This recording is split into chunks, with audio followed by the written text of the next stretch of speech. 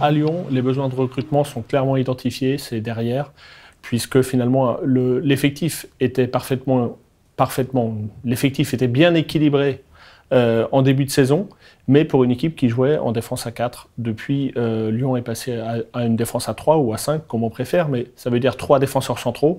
Et là, effectivement, Lyon est en déficit de véritables défenseurs centraux. Pour l'instant, Lyon bricole avec Marsal en défense centrale.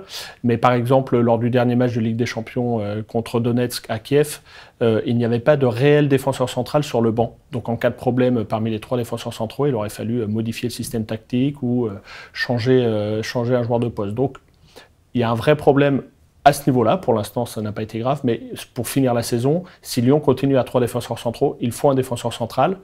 Et en plus, un défenseur central de qualité, parce que c'est aussi un poste où Lyon est plutôt en déficit de qualité. Et donc, il faudra un joueur qui ne soit pas un jeune joueur en devenir forcément, mais plutôt un joueur déjà affirmé.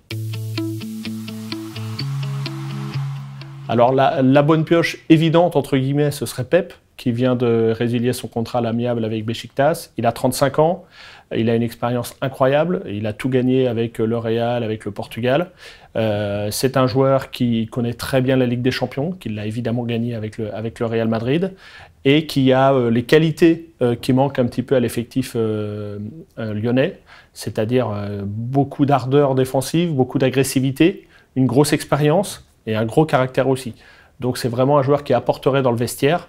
Maintenant, évidemment, se pose la question du salaire et de la concurrence, puisque un joueur comme Pep, même à 35 ans, sera certainement la cible de nombreux clubs européens.